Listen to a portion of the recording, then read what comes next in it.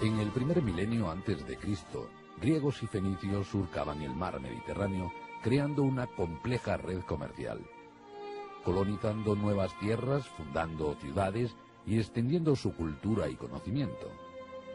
Llegaron los fenicios a la bahía de Cádiz, y desde el río Guadalquivir hasta la provincia de Cáceres comerciaron con los pueblos indígenas.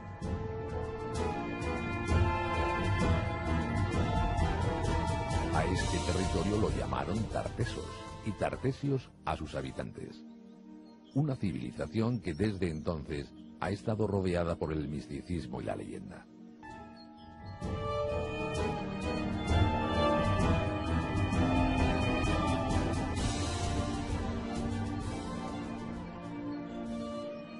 En Extremadura los tartesios dejaron una huella indeleble que avala el poder político y económico que llegaron a tener en estas tierras.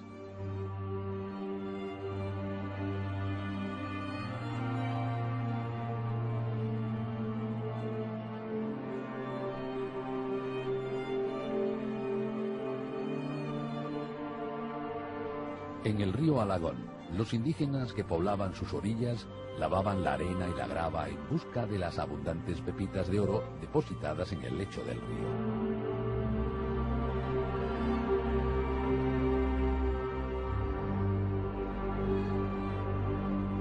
La extracción masiva de oro entrará en circulación en un intenso mercado que va a enriquecer el territorio. Las altas clases sociales que surgen en la actual Extremadura se convierten a su vez en clientes de los fenicios que abastecen a los indígenas con maravillosas piezas de artesanía y orfebrería.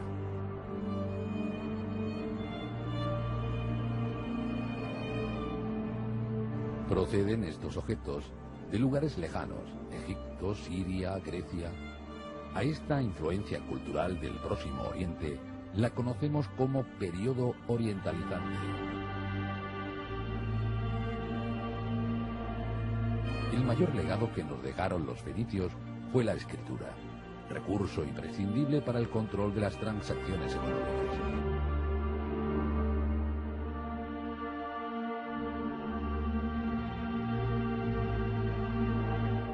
Estos caracteres también los encontramos en las estelas funerarias, convirtiéndose en un elemento de prestigio para el difunto. Una parte de la población indígena, residente en las actuales regiones de Andalucía Occidental, Alentejo Portugués y Extremadura, harán uso de la escritura. Sus textos van a evolucionar con su propia gramática, que es hoy reconocida como escritura del suroeste. Los expertos no han conseguido descifrar todo su alfabeto, por lo que se desconoce el significado de los escritos aparecidos en Extremadura. ¿Pero qué es Tartesos? ¿Era un reino unificado? ¿Un estado? ¿Llegó a existir el rey Argantonio, el hombre de plata que reinó más de 100 años? ¿Qué es realidad y qué es leyenda? Historiadores, arqueólogos o investigadores reconocen lo complejo y desconocido de este periodo histórico. Hay tantas definiciones de Tartesos como casi investigadores que se dedican a ese mundo. Bien es cierto que hay un pozo común y una serie de conceptos compartidos, pero que luego hay matices diferenciadores de esa realidad sociocultural que se centra fundamentalmente en el suroeste de la península ibérica entre aproximadamente los siglos 9-8 a.C. y finales del VI también antes de la era.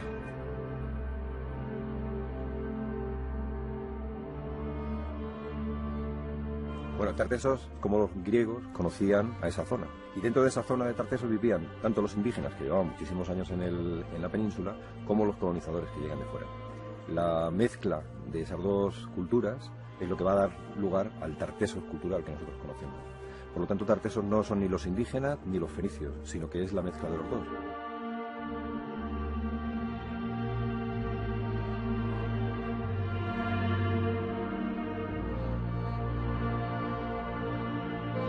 Pues Tartesos se ha definido, yo creo, como el dorado de la antigüedad. Es decir, era un país fabuloso, sobre todo en el oriente del Mediterráneo, donde sabían que el oro, que era extremadamente raro, y otros metales como la plata, que eran muy apreciados en Oriente, allí aparecían de forma fabulosa en grandes cantidades. Y entonces se convirtió en una especie de atractivo mítico, porque también estaba al extremo del Mediterráneo, que era entonces el extremo del mundo conocido. Todo esto explica la realidad y al mismo tiempo la fábula que surgió en torno a Tartessos en la antigüedad y que afortunadamente ha perdurado hasta nuestro tiempo.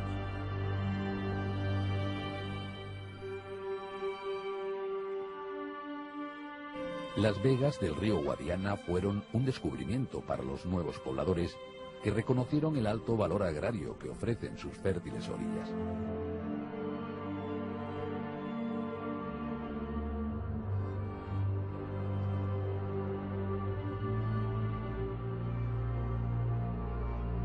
Los investigadores han detectado hasta 22 túmulos de origen tartésico en las inmediaciones del río o en su área de influencia y que debieron de ser explotaciones agrarias y ganaderas.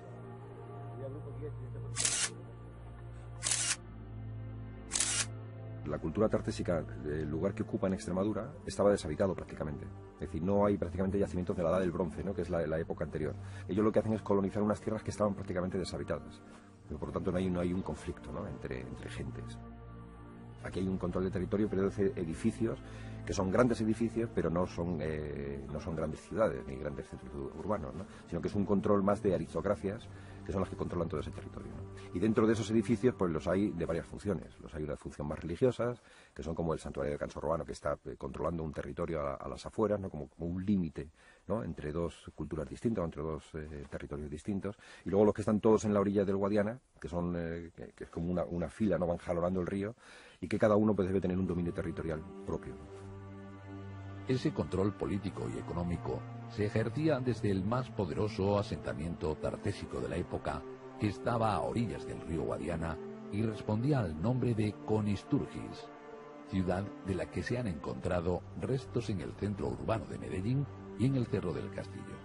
Las excavaciones de Medellín han demostrado que era una ciudad tartésica que se llamaba Conisturgis y que era la capital de los conios, un pueblo paralelo a los tartesios que ocupaba desde el Cabo de San Vicente hasta el Guadiana. Y seguramente esta población que dominaba la Vía de la Plata, el paso del Guadiana, fue colonizada por algunas gentes de Tartessos, probablemente incluso de Carmona. Estas investigaciones proponen que los principales asentamientos del suroeste peninsular formaron la llamada Liga Tartésica, una amplísima red comercial y política gestionada por ciudades-estado, unas urbes que superarían las 50 hectáreas de extensión. Conisturgis disponía de una privilegiada situación geográfica, lo que le permitió consolidarse como una de las 10 ciudades más importantes de Tartessos.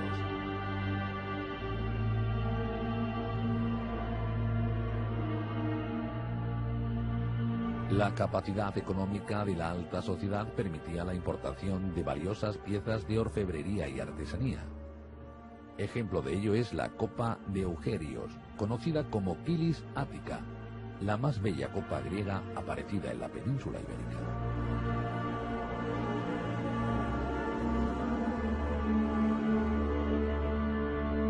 Ese vaso fue fabricado en Atenas hacia el 560 a.C., en el momento en que estaban inventándose la forma de hacer el kilis, es decir, la forma de beber en un vaso, y el alfarero quedó tan contento que le puso una inscripción que dice: yo soy un vaso hermoso.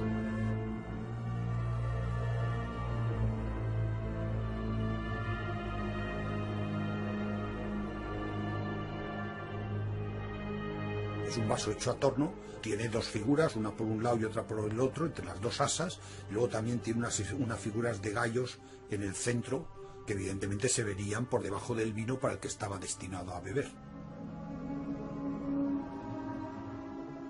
La copa fue descubierta en la necrópolis tartésica de Medellín y se tiene constancia de que existen otras 3 copas en los museos de Rodas, Berlín y Londres, y que fueron pintadas en el mismo taller griego. Aquel artesano es hoy internacionalmente conocido como el pintor de Medellín.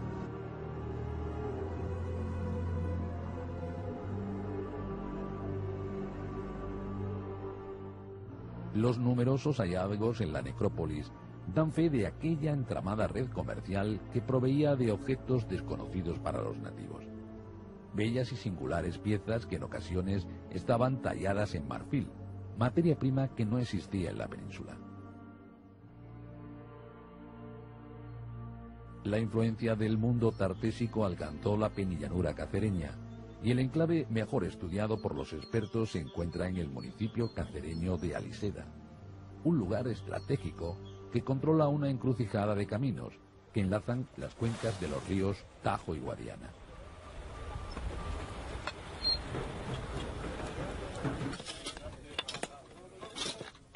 Estamos ante un sitio que es conocido internacionalmente por el célebre hallazgo que se produjo en 1920 y que desde luego puso al descubierto de forma azarosa completamente uno de los conjuntos señeros de la orfebrería orientalizante, no solamente en la península ibérica sino en todo el Mediterráneo occidental.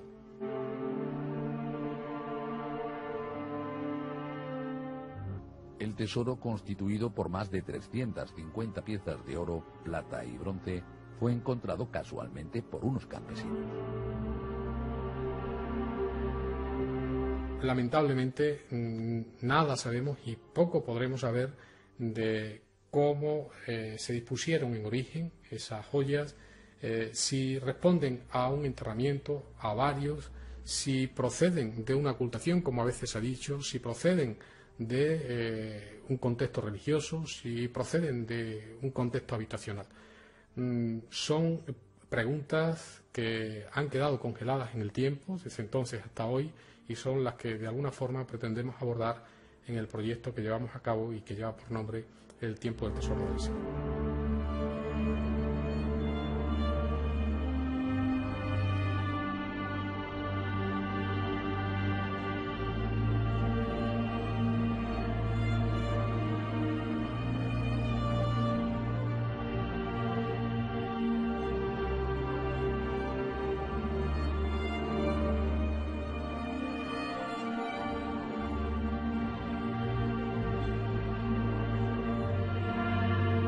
El bronce, que fue sustituido por el hierro para la fabricación de armas y herramientas, es utilizado para crear elaboradas piezas de carácter decorativo o religioso. En Extremadura hubo una figura de bronce que destacó notablemente y que, víctima del expolio arqueológico que sufrió nuestra región en el pasado, se exhibe en el Museo Británico de Londres desde el año 1927. Bueno, el Guerrero de Medina, que es una pieza muy singular, responde a un tipo de obra que se llaman figuras egiptizantes.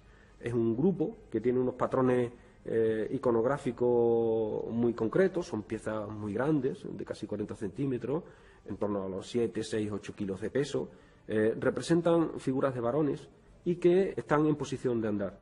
En el Museo Arqueológico Nacional hay una gran colección de cientos de piezas de la época en bronce y ninguna de ellas llega a la calidad de este guerrero.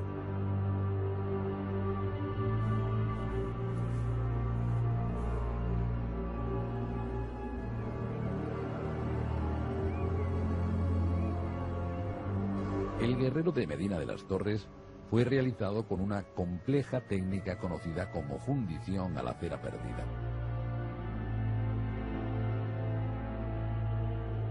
La escultura da comienzo con el modelado en cera de abeja.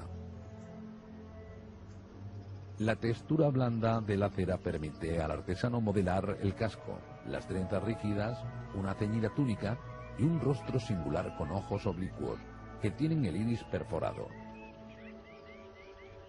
Finalizada la talla, no ha hecho más que empezar un largo, costoso y complicado proceso que necesitará de una adecuada combinación de diversas técnicas.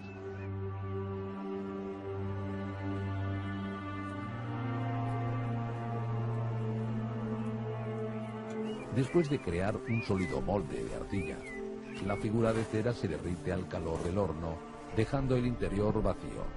Ese vacío es la huella perfecta de la talla de cera. El siguiente paso es fundir el bronce. Para conseguirlo, el horno tiene que alcanzar los 1000 grados centígrados. El molde se rellena con este bronce líquido. Si algún espacio quedara sin cubrirse, el artesano tendrá que volver a tallar otra pieza de cera y repetir todos los pasos.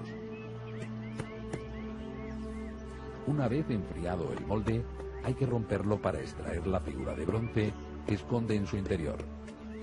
La incertidumbre del artesano ante la posibilidad de un error debía de ser difícil de llevar. No en vano está en juego su reputación y prestigio.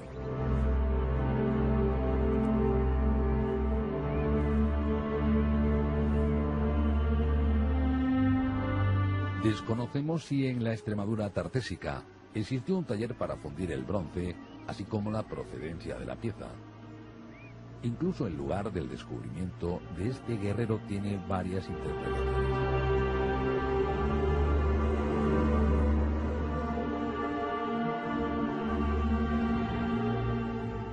En el archivo de la Comisión del Monumento Badajoz, del que surge el Museo Arqueológico Provincial, pues encontré una fotografía de 1903 en la que, al dorso de la fotografía y en una nota manuscrita de Tomás Romero de Castilla, aparecía una información sobre el hallazgo de lo que se veía en esa fotografía. ¿Y qué se veía en esa fotografía? Pues se veía el guerrero de Medina de las Torres. En esa nota decía: en junio de 1903 se halló una estatua en Valencia del Ventoso. Una estatua que en la Comisión de Monumentos nunca jamás se llamó evidentemente de Medina de las Torres, sino de Valencia del Ventoso. Por el contrario, el Museo Británico de Londres, donde se expone el guerrero, afirma que esta pieza procede de Medina de las Torres. A esta contradicción de datos se suma otro misterio, y es la afirmación de más de un vecino de Medina, que asegura haber conocido desde siempre en la población una estatua idéntica y hermana a la expuesta en el Museo Londinense.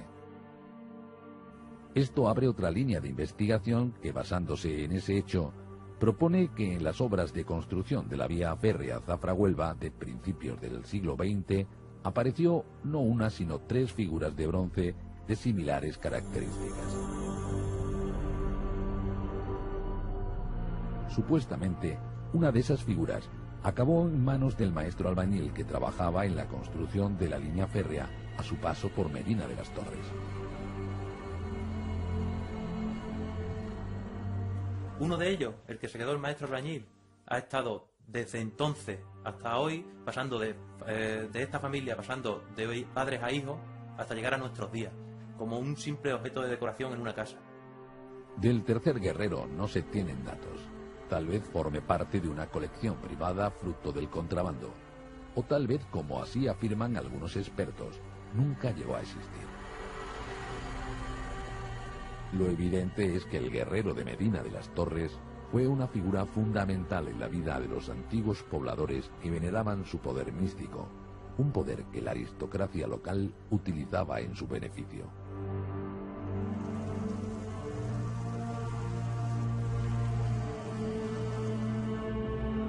Estamos en el siglo VI a.C.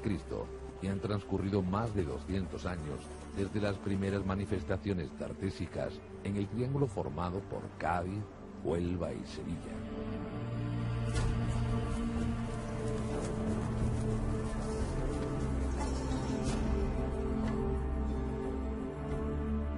Este territorio va a sufrir una crisis económica y social que obliga a una parte de la población a desplazarse hacia el interior de la península. Sobre los motivos de esta migración se barajan varias hipótesis. Una de ellas es la paralización de la extracción de minerales ante el desplome de la red comercial por las guerras entre griegos y cartagineses que se disputan el control del mar Mediterráneo.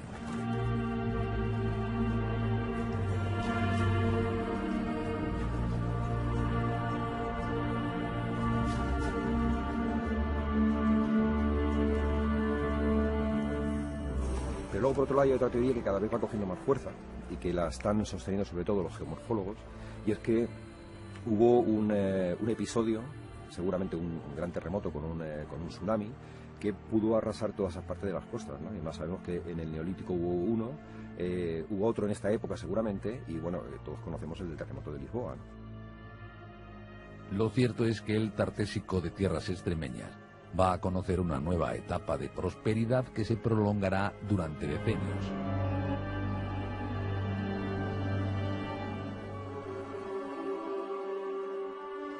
En Extremadura hay como dos fases, para que nos entendamos. La primera fase coincide con el núcleo de Tartesos, que es, por ejemplo, Medellín o el Tesoro de Aliseda, ¿no? Esas manifestaciones que todos conocemos. Y luego hay una segunda fase, que es una especie de renacer cultural de Extremadura en esa época, que es, una vez que se hunde Tartesos, se aprovecha o se beneficia un poco el interior.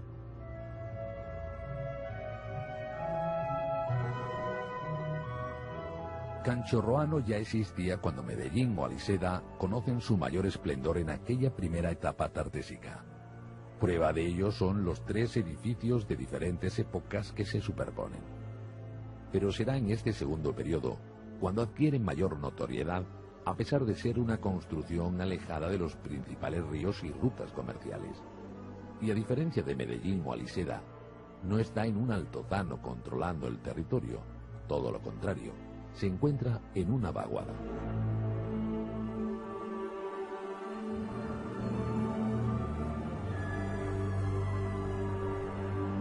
Todo el yacimiento está lleno de pozos, venas de agua, el río, etcétera. Es decir, que el agua es el motivo principal por el que seguramente se construye Canchorroano. Las manifestaciones religiosas fueron numerosas y sobresalientes. Un lugar de culto que también funcionó como centro comercial. Como una romería, ¿no? Que en unas épocas determinadas la gente se reunía para hacer un mercado de ganado, de agrícola, etcétera, ¿no? De ahí que haya, por ejemplo, tantísimos molinos de pan, ¿no? Para acoger a muchísima gente que viene y hacer panes, o hay muchos telares, ¿no? Pues también pues, para hacer telas que se venden. Es decir, todo lo que tiene dentro tiene mucha relación con grandes avenidas de gente.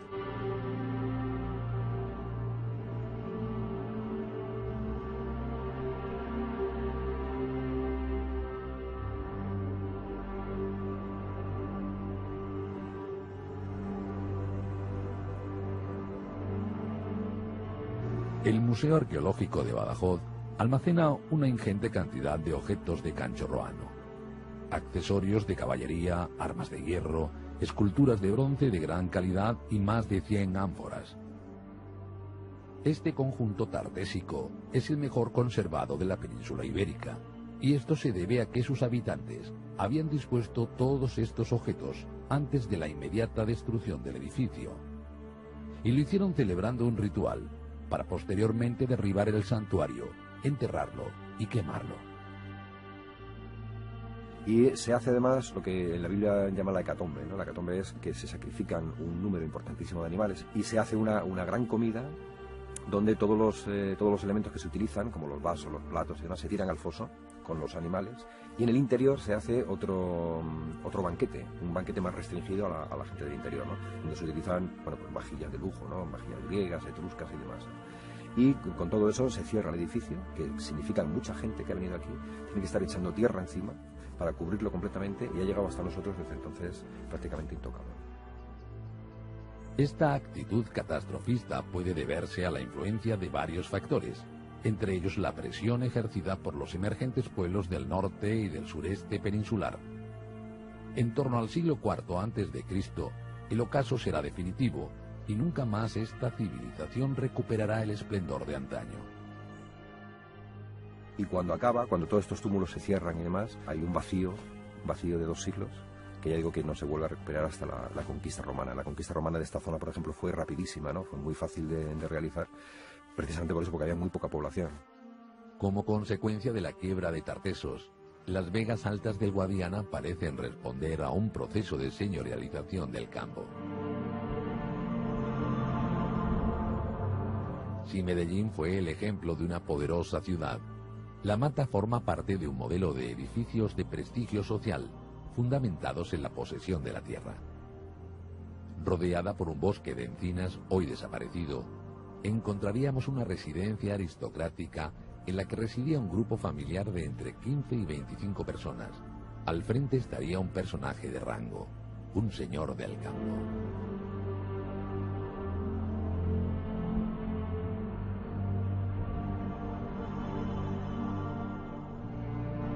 El núcleo central del edificio, formado por 2 habitaciones comunicadas entre sí, estuvo destinado a almacén y se encontraron una treintena de ánforas, posiblemente destinadas a almacenar vino y aceite. En este espacio también se molía el cereal. En el amplio corredor que comunica a las 3 estancias y la planta alta se construyó un lagar para la obtención de vino. Encima se dispondría un entablado sobre el que se pisaba la uva.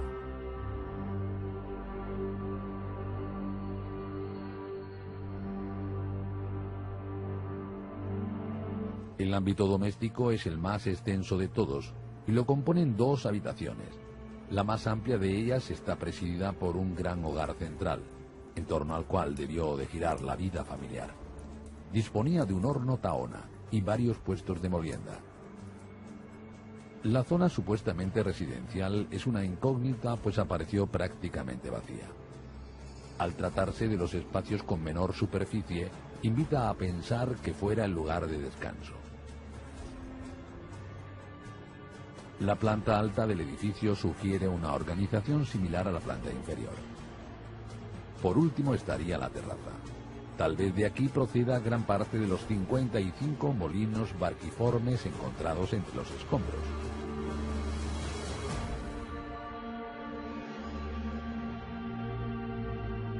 Esta familia aristocrática tenía su propia necrópolis donde enterrar individual o colectivamente a sus seres queridos. La residencia y la tumba eran referencias visuales e ineludibles para todos los habitantes de las granjas del entorno que estaban subordinados a la mata.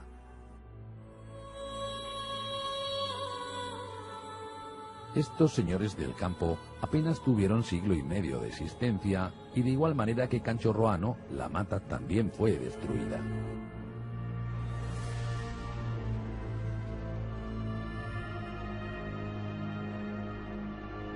Numerosas leyendas han proliferado en torno a esta civilización. Fantasías que mezclan realidad y ficción, llegando a vincular la legendaria Atlántida, descrita por Platón, con la desaparecida Tartessos.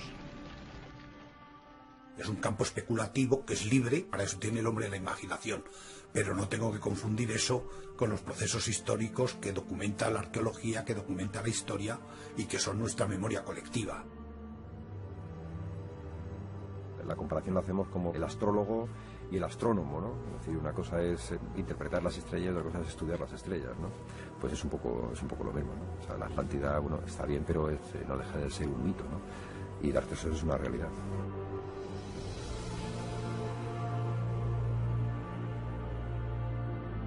La realidad de Tartessos en Extremadura ya solo es historia y deja paso a un nuevo concepto social y urbano conocido como cultura de los castros.